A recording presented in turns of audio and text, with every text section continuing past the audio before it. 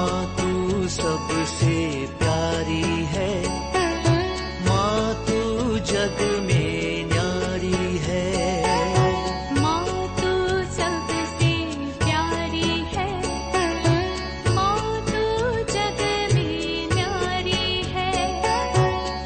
अपने आंचल में रखना, अपने आंचल में रखना। हमें वरदानों से भरना।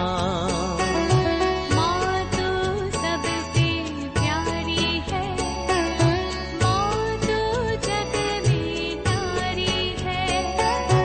माँ तू सबसे प्यारी है, माँ तू जग में न्यारी है।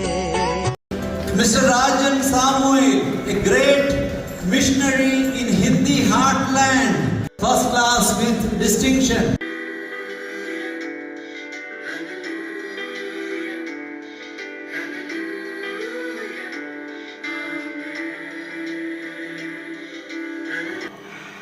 पिता, पुत्र और पवित्र आत्मा के नाम पर आमीन। आप सबों को जय यीशु। आज बाइबल कोर्स में हम लोग फिलिपियों के नाम संत पौलुस का पत्र को पढ़ने जा रहे हैं। फिलिपियों के नाम पत्र, जैसे हम लोगों ने बीती क्लास में एफेसुस के कलीसिया को जो लिखा हुआ पत्र, एपिस्टल ऑफ एफेशियंस, उसको सभी पत्रों की रानी, क्वीन ऑफ एपिस्टल्स, सभी अन्य पत्रों के रानी कहते थे। क्या है, क्यों है, ये सब हम लोगों ने बीती 3 क्लास उसके ऊपर लिया था, उन क्लासों में सीखा। फिलिपियों के नाम ये जो पत्र है, फिलिपियों का पत्र जो है, इस पत्र को आनंद का पत्र कहते हैं। इस पत्र के अंदर अनेकों बार संत पौलुस हमसे आग्रह करते हैं, फिलिपी कलीसिया से आग्रह करते हैं कि आप लोग प्रभु में आनंद मनाओ, आनंद मनाओ, आनंद मनाओ। अनेकों बार इस बात को संत पौलुस दोहराते हैं और खुशी के साथ लिखने वाला, धन्यवाद देते हुए लिखने वाला एक पत्र। फिलिपियों को लिखे हुए इस पत्र में कहीं भी हमें शिकायत देखने के लिए नहीं मिलेगा। जैसे गलातियों के पत्र में कोई शिकायत पढ़ने के लिए नहीं मिला, उसी प्रकार फिलिपियों को लिखे हुए इस पत्र में भी कोई शिकायत देखने के लिए नहीं मिलेगा। और संत पौलुस अपने खुशी व्यतीत करता हुआ इसके अंदर बार बार पढ़ने के लिए मिलता है। अध्याय 1 का वाक्य 4 में, वाक्य 18 में, वाक्य 25 में, और अध्याय 2 का वाक्य 2 में, 17-18 वाक्य में, अध्याय 3 का वाक्य 1 में, अध्याय 4 का वाक्य 1 में और 10 में। इस प्रकार अनेकों जगहों पर संत पौलुस फिलिपियों को अपना खुशी, आनंद व्यतीत करता हुआ हम लोगों को पढ़ने के लिए मिलता है। इसलिए फिलिपियों का पत्र को इस प्रकार का खुशियों का पत्र बुलाया जाता है। और इस पत्र का एक और खासियत है, एक सबसे सुंदर क्रिस्टोलॉजिकल हिम, सबसे पुराना, सबसे पहले क्रिस्त के विषय में एक गीत हम लोगों को फिलिपियों के पत्र में मिलता है। सबसे उत्तम गीत क्रिस्टोलॉजिकल हिम कहते हैं, सबसे पुराना क्रिस्टोलॉजिकल हिम कहते हैं। कौन सा है? फिलिपियों का पत्र दिया है 2 वाक्य 6 से लेकर के 11 तक वो जो वचन है वो एक गीत के रूप में लिखा हुआ है। वो क्रिस्त के विषय में सबसे उत्तम गीत और सबसे पुराना गीत माना जाता है। ये फिलिपी प्रदेश कहाँ है हमें मालूम होना चाहिए। ये मकदूनिया में एक शहर है फिलिपी। ये फिलिपी नाम इसलिए आया है, अलेक्जेंडर द ग्रेट का जो पिता फिलिप के द्वारा इस शहर को बनाया गया, इसलिए उनके नाम से फिलिपी फिलिपी कर करके बोला जाता है। और आज अगर देखें तो ग्रीस प्रदेश का नॉर्थर्न पार्ट में ये मकदूनिया प्रविश्या और वहाँ का ये फिलिपी शहर हमें मिलेगा। ग्रीस, आजकल के ग्रीस के नॉर्थर्न पार्ट में। यदि हम लोग प्रेरित चरित अध्याय 16 को वाक्य 11 से आगे पढ़ेंगे, वहां पर हम लोगों को पढ़ने के लिए मिलता है संत पौलुस का सेकंड मिशनरी जर्नी में। वो एशिया में ही था उस समय पर। मकदोनियन एक युवक उनको वहां बुला रहा है, हमारे यहां आओ बोल करके बुलाता हुआ इनको स्वप्न में देखा है। संत पौलुस को स्वप्न में देखा।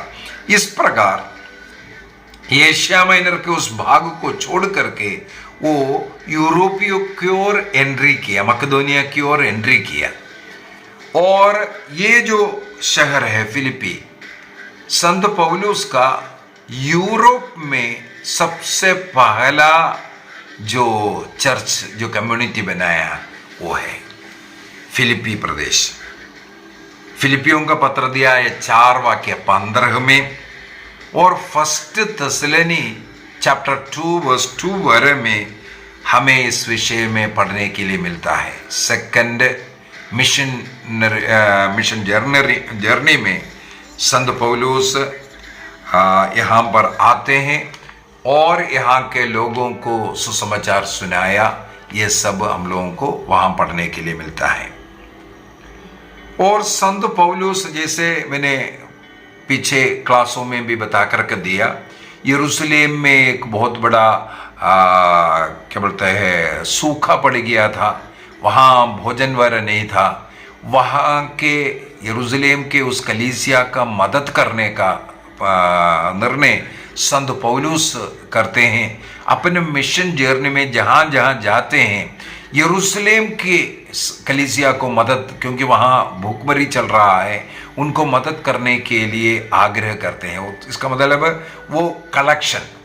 संत पौलुस के पत्र में कहीं भी दशमांश देने के विषय में, दान देने के विषय में दशमांश नहीं बोलते हैं। दान आप खुशी से दो, जो दे सकता है, जितना दे सकते हैं उतना दो, ये बोल करके जहां कहीं भी दान देने के विषय में सिखाते हैं संत पौलुस, वो केवल इसके लिए था यरूशलेम के उस कलीसिया का मदद करने के लिए, अपने लिए नहीं। संत पौलुस के किसी भी पत्र के अंदर दान देने के विषय में जो लिखा है, वो दान वो इसलिए आग्रह कर रहा था देने के लिए, वो इकट्ठा कर करके वो यरूशलेम भेजा करता था। इसका मतलब यरूशलेम की कलीसिया को मदद देने के लिए वो जहां कहीं भी जाते थे धन इकट्ठा करते थे, मांगते थे, आग्रह करते थे दान दे दो करके। उनमें फिलिपी प्रदेश में भी जब आकर के वचन को सुनाया और कलेक्शन किया, तो उदारता पूर्वक दान देने वाला एक प्रदेश, एक कलीसिया था, फिलिपी कलीसिया। और फिलिपियों के पत्र के अंदर में कई जगहों पर उनके उस उदारता के विषय में खुशी व्यतीत करता हुआ हमें मिलता है। संत पौलुस, इसका मतलब वहां से मिलने वाले वो दान के लिए धन्यवाद करते हुए ये पत्र को लिखा है। इसलिए इसके अंदर कोई और अन्य शिकायत नहीं है, बल्कि खुशी व्यतीत कर रहा है तुम लोगों ने किस प्रकार जरूरतमंद भाइयों को, कलीसिया को मदद कर रहा है, इसका धन्यवाद दे रहा है। अध्याय 4 वाक्य 10 से लेकर के 20 तक वचन इसी विषय में लिखा हुआ है।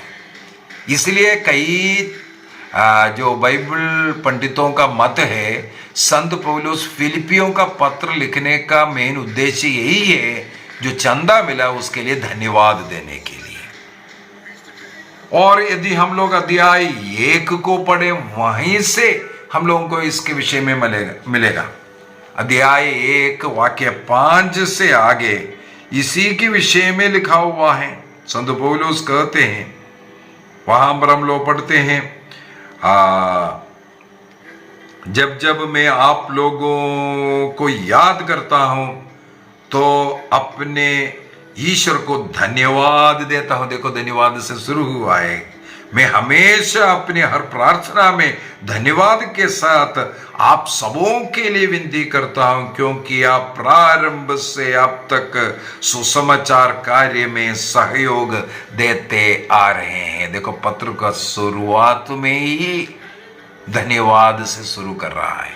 अध्याय 4 का, जैसे मैंने बोला, वाक्य 10 से 20 तक पूर्ण रूप से जितना भी ऐसा कलेक्शन हुआ वो कलेक्ट कर करके यरूशलेम भेजने के विषय में, वो जो आर्थिक सहायता देने के लिए धन्यवाद देते हुए उन्होंने लिखा है।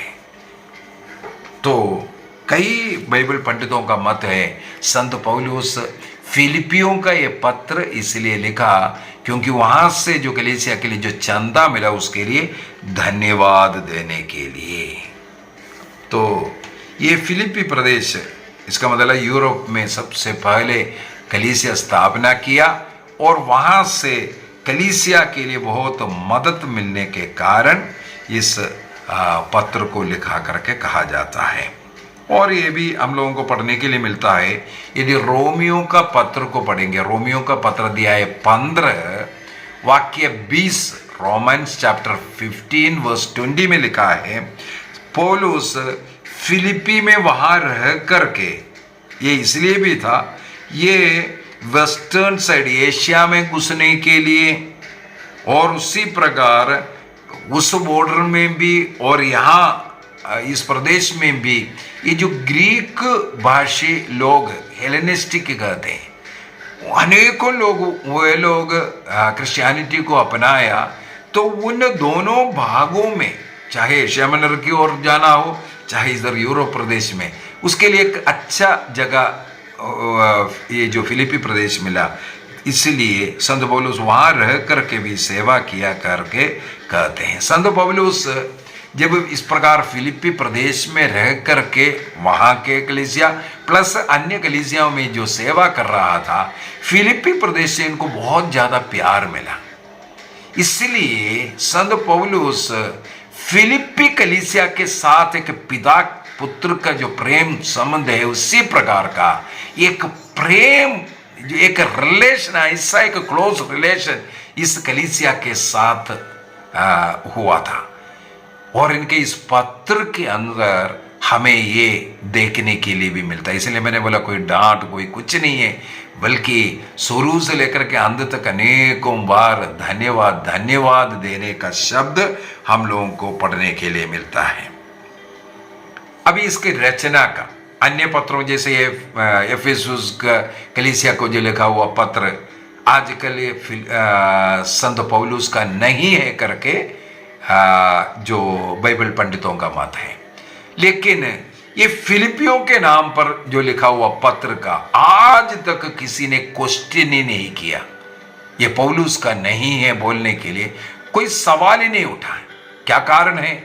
इस पत्र के अंदर जितने भी थियोलॉजी हम लोगों को मिलेगा, वो संत पौलुस जिस थियोलॉजी जो सिखाता था वही मिलेगा। जो भाषा शैली जो यूनानी भाषा में, ग्रीक भाषा में जो लिखा है, उस भाषा शैली किसी को डाउट नहीं है, ये भाषा शैली संत पौलुस का है। इसलिए ये पत्र संत पौलुस ने लिखा है, उसके ऊपर कोई क्वेश्चन नहीं। अभी केवल क्वेश्चन, डाउट ये है संत पौलुस ये कहां बैठ करके लिखा होगा, कहां लिखा होगा।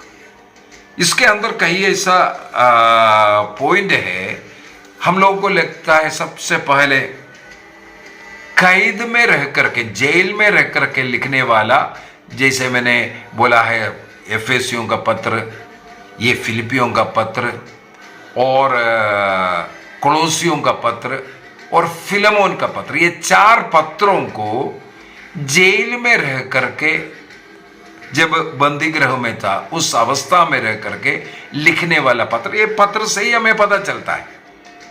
तो नंबर फर्स्ट, संत पौलुस इसका मतलब कैद में है। रोम के कैद में संभावना ज्यादा है, इसलिए कहा जाता है इसका मतलब ये पत्र रोम के कैद 61, 62, 63 इस पीरियड में लिखा होगा। अगर रोम में जब ये रहा उस समय पर है तो हम लोगों को अध्याय 1 का वाक्य 7 को मैं थोड़ा सा पढ़ देता हूं। वहां पर संत पौलुस लिखते हैं, आप सबों के विषय में मेरा ये विचार है, आप मेरे हृदय में बस गए। देखो रिलेशन को इधर बता रहा है। इसके बाद, क्योंकि जब मैं कैद में हूं, संत पौलुस साफ साफ बोल रहा है, मैं कैद में हूं या अदालत में सुसमाचार की सच्चाई का साक्ष्य देता हूं, तो आप सब मेरे सौभाग्य के सौभागी हो जाते हैं। तो यहां पर साफ साफ संत पौलुस बोल रहा है कि वो कैद में है कर करके। इसी प्रकार अनेकों जगहों पर वाक्य 13 को भी उठा लेते हैं, इसी अध्याय 1 का वाक्य 13, वहां पर भी यही हम लोगों को मिलेगा। राज भवन और जनसाधारण में यह बात अब तक अब सब जगह फैल गई कि मैं मसीह के कारण बंदी हूं कर करके। वाक्य 14 में भी है, अधिकांश भाइयों को मेरी कैद से बल मिला है। इसका मतलब कैद में रह करके ये लिख रहा है कि बोलने का पीछे का ये है, क्योंकि वो जेलवास में। वाक्य 17 में भी पढ़ते हैं, किंतु वे लोग प्रतिस्पर्धा से प्रेरित होकर के शुद्ध उद्देश्य से मसीह का प्रचार नहीं करते। वे समझते हैं कि वे इस प्रकार मेरी कैद को और भारी बना देंगे। इसका मतलब कैद में रख करके लिख रहा है। इसलिए बाइबल पंडित लोग एक चर्चा करता है, रोम के उस कैद के समय पर लिखा होगा। ऐसा है तो 61, 62, 63 ऐसा पीरियड में वहां पर वो कैद में था। अभी सेकंड ऑप्शन, यदि प्रेरित चरित्र अध्याय 23 वाक्य 33 से 35 तक पढ़े, एक्ट्स चैप्टर 23 वर्स 33 से लेकर के 35 तक अगर पढ़े, वहां पर हम लोगों को मिलता है ये कैसरिया प्रदेश में रहा था। उस कैसरिया प्रदेश में रह करके फिलिपी के लिए ये पत्र लिखा होगा। अगर ऐसा है तो ये करीब 58-60 के पीरियड में लिखा होगा, 58-60 के समय पर लिखा होगा, क्योंकि संत पौलुस कई जगहों पर कैद रह चुका है। कम से कम 3 जगह तो कैद हो चुका था, वो हमें बाइबल से ही पता चलता है। और तीसरा ऑप्शन, अगर कैसरिया नहीं है, रोम नहीं है, तो कहा जाता है प्रेरित अध्याय 20 का वाक्य 18, 19 और वाक्य 24, इन सब में, और कुरिन्थियों के नाम लिखा हुआ पत्र अध्याय 4 वाक्य 17 में, अध्याय 15 का वाक्य 32 में, अध्याय 16 का वाक्य 5 में, और 2 कुरिन्थी में भी, 2 कुरिन्थी चैप्टर 1 8 और 9 में, और इस फिलिपियों का पत्र अध्याय 1 वाक्य 26 को अगर पढ़े, वहां पर लिखा है, इस प्रकार जब मैं फिर आपके यहाँ आऊंगा तो आप मेरे कारण ईसा मसीह और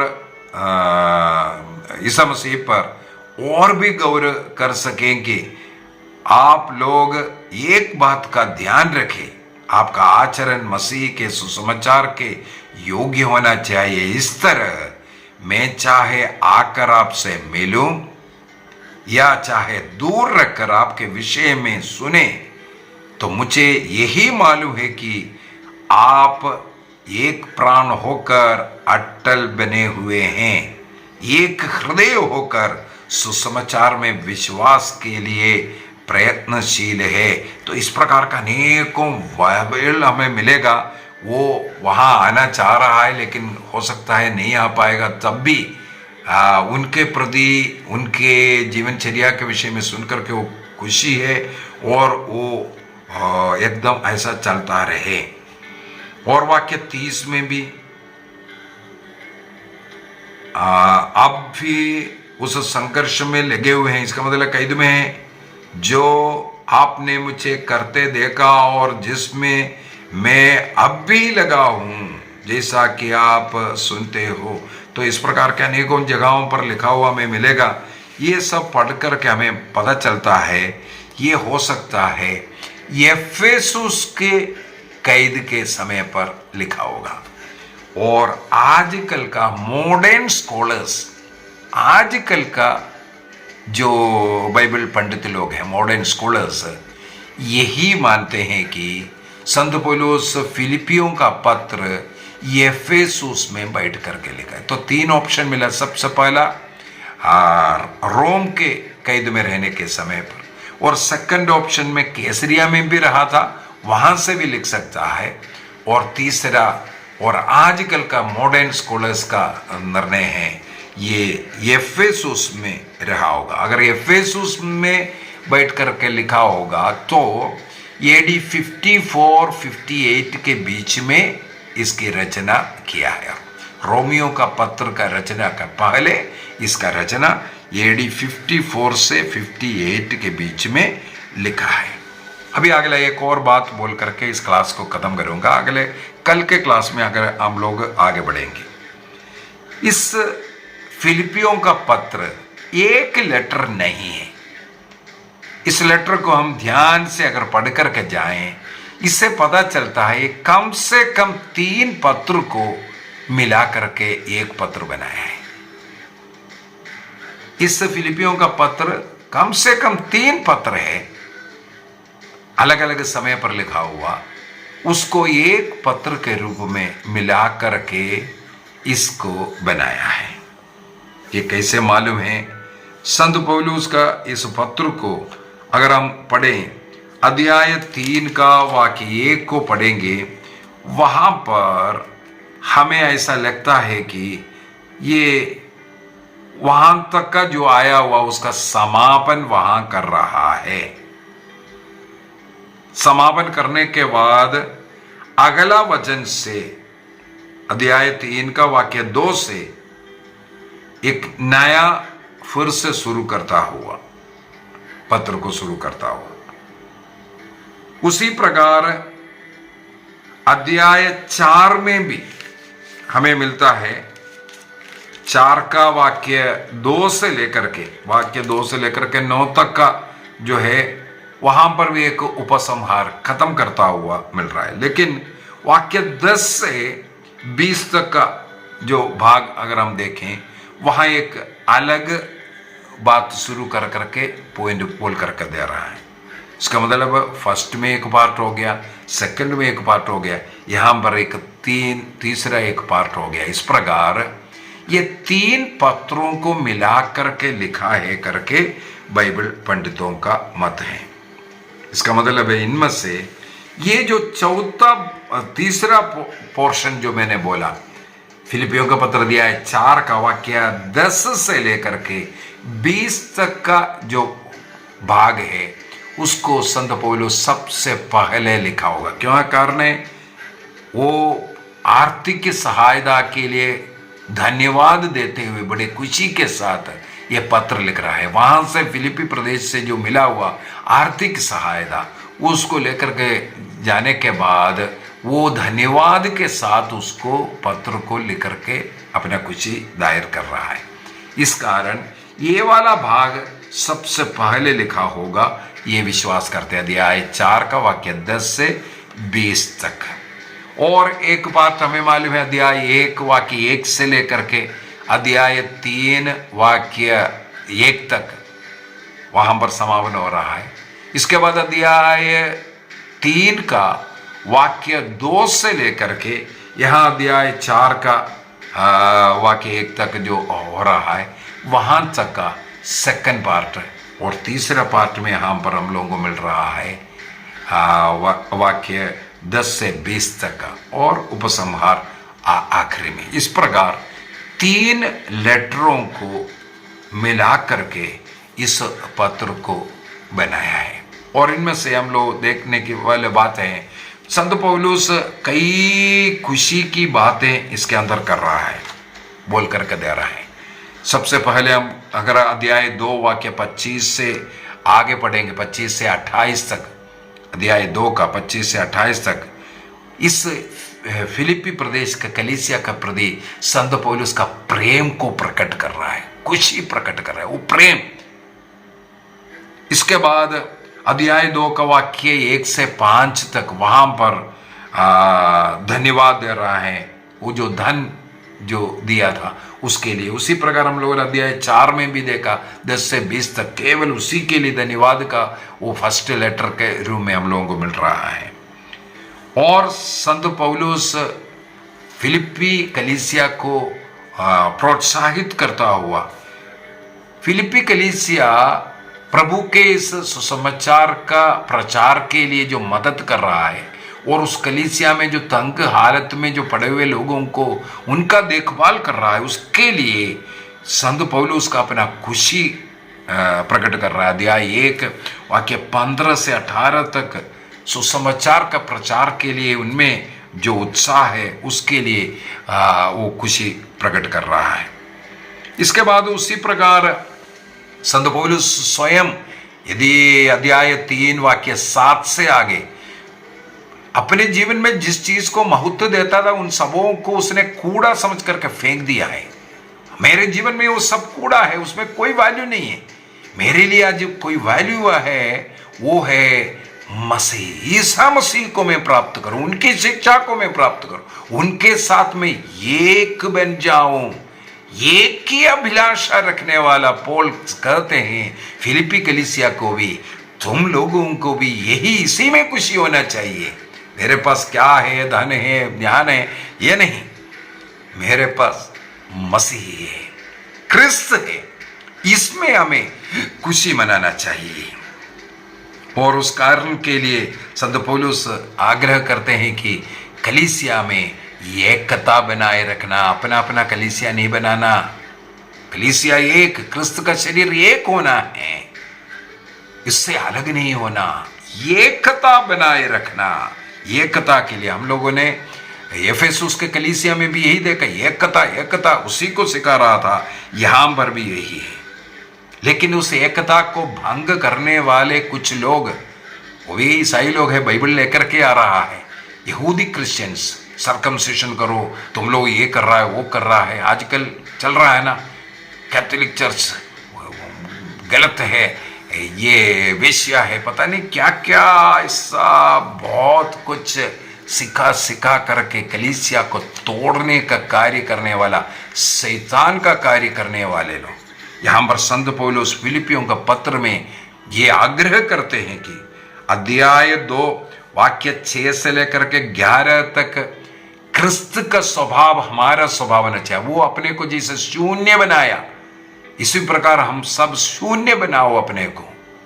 और एकता बहुत जरूरी है, पिता के साथ पुत्र एकता, अपने को शून्य बना करके, उनका बराबरी कर सकता था लेकिन शून्य बना करके उस तत्व का, उस रहस्य, उस एकता को बनाए रखने वाला मसीह का उदाहरण कलीसिया में होना चाहिए। ये बोल करके सबसे उत्तम क्रिस्टोलॉजी यहाँ पर हम लोगों को मिलता है।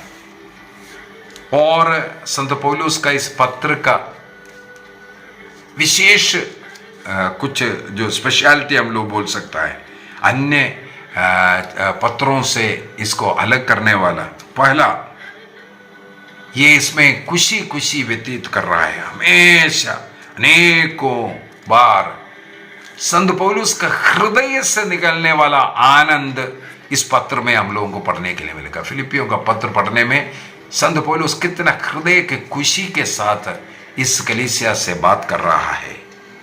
इसके बाद केवल इसी कलीसिया में, इसी पत्र में हम लोगों को मिलता है सबसे उत्तम क्रिस्टोलॉजी हिम, क्रिस्त के विषय में जो गीत लिख करके सबसे उत्तम गीत यहां पर मिल रहा है। अध्याय 2 का वाक्य 6 से है।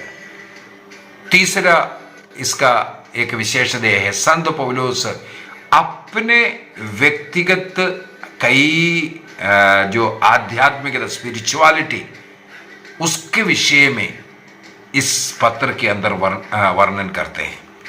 यदि मैं मरूं या जीऊं वो क्रिस्त में, क्रिस्त के साथ। फिलिपियों का पत्र दिया 1:24 के अंदर बहुत ही सुंदर तरीके से संत पौलुस ये बात कलीसिया को सिखाते हैं। संत पौलुस का अपना स्पिरिचुअलिटी है, किंतु शरीर में मेरा विद्यमान रहना आप लोगों के लिए अधिक अच्छा है।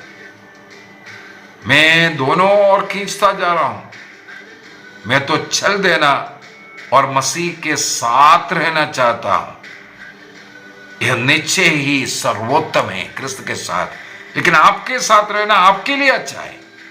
मुझे पक्का विश्वास है कि मैं आपके साथ रहकर आपकी सहायता करूंगा, जिसके आपकी प्रगति हो और विश्वास में आपका आनंद बढ़े। ये मसीह के साथ एक होना मैं सबसे अधिक चाहता हूं, सबसे अधिक मेरा इच्छा ही है।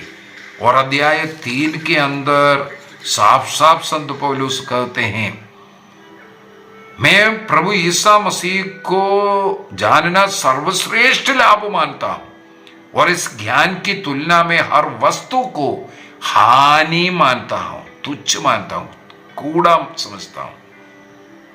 उन्हीं के लिए मैं सब कुछ छोड़ दिया, उसे कूड़ा समझता हूं, जिससे मैं मसीह को प्राप्त करूं और उसके साथ पूर्ण रूप से एक हो जाऊं।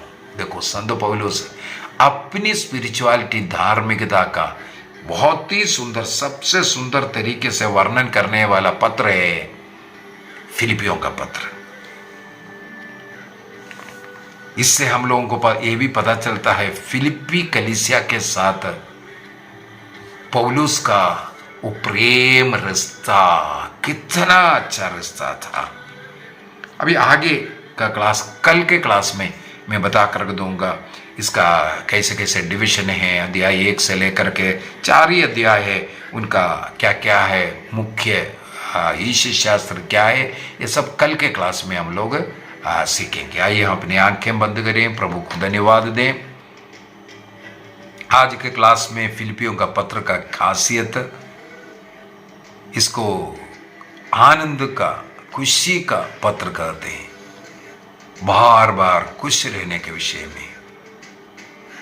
और संत पौलुस फिलिपी कलीसिया से मिलने वाला